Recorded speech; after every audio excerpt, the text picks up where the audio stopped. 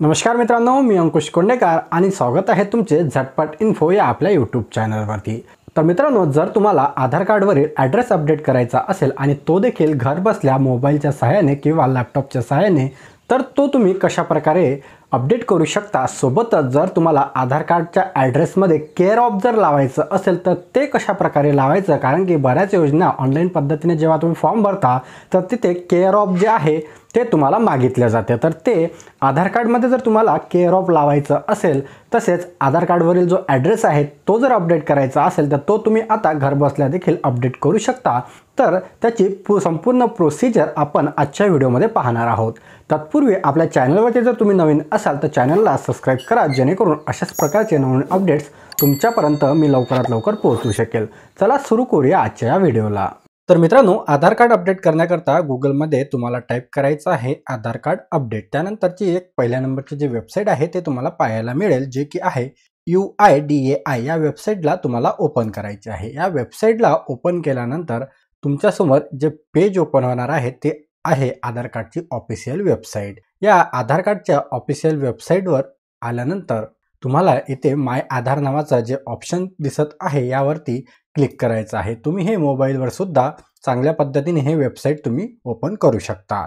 त्यानंतर इथे बघा, माय आधारचं जे ऑप्शन दिसतं त्यामध्ये तुम्हाला update demographic data and status, तर असे हे ऑप्शन तुम्हाला दिसणार आहे। तर यावरती क्लिक करायचं आहे, किंवा तुम्ही डायरेक्टली या वेबसाईटवर सुद्धा येऊ शकतात, जे की आहे myAadhar.uidai.gov.in। त्यानंतर तुम्हाला इथे लॉग इन नावाचं जे ऑप्शन दिसते यावरती क्लिक करायचं आहे। लॉग इन करण्याकरता तुमचा आधार कार्ड नंबर हा मोबाईल नंबरशी लिंक असणे गरजेचं आहे, त्याशिवाय तुम्ही घर बसल्या जे आधार कार्ड आहे ते अपडेट करू शकत नाही। त्यानंतर तुम्हाला इथे तुमचा आधार नंबर टाकायचा आहे आणि कॅप्चा फिल करायचा आहे। त्यानंतर लॉग इन विथ OTP या ऑप्शनवर क्लिक करून तुम्हाला तुमच्या रजिस्टर मोबाईल नंबरवरती जो OTP येणार आहे तो OTP नंबर इथे टाकायचा आहे आणि तुम्हाला आधार कार्डला लॉग इन करायचं आहे। OTP टाकल्यानंतर तुम्हाला इथे लॉग इन या बटनवरती क्लिक करायचं आहे। त्यानंतर तुमचं आधार कार्ड जे आहे ते लॉग इन होऊन जाईल। तुम्ही इथे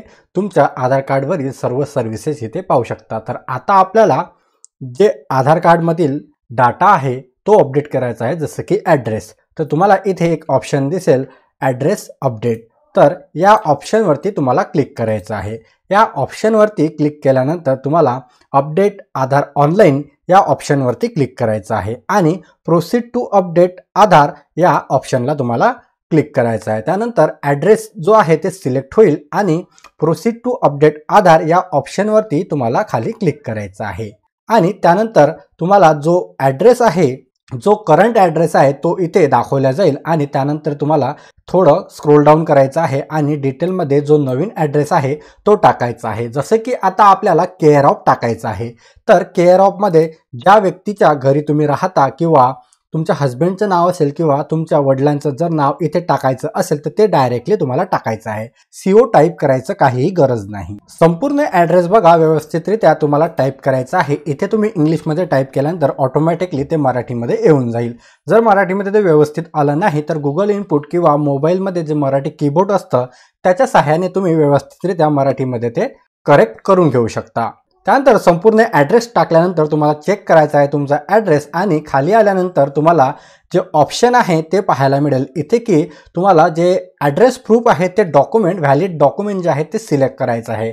तर इथे तुम्हाला मॅन्युअल अपडेट आणि फेच फॉर्म डिजिटल, तर तुम्हाला मॅन्युअल अपडेटवरच क्लिक करायचं आहे आणि तुमच्याकडे जे डॉक्युमेंट आहे ते स्कॅन करून तुम्हाला इथे अपलोड करायचं आहे। जसे की जर ॲड्रेस अपडेट करायचा असेल तर तुम्हाला इथे बरेचसे ऑप्शन पाहायला मिळते। बँक अकाउंट स्टेटमेंट आहे, बँकचं कार्ड स्टेटमेंट आहे, पोस्ट ऑफिसचं अकाउंट स्टेटमेंट आहे, त्यानंतर डिसेबिलिटी सर्टिफिकेट आहे, इंडियन पासपोर्ट।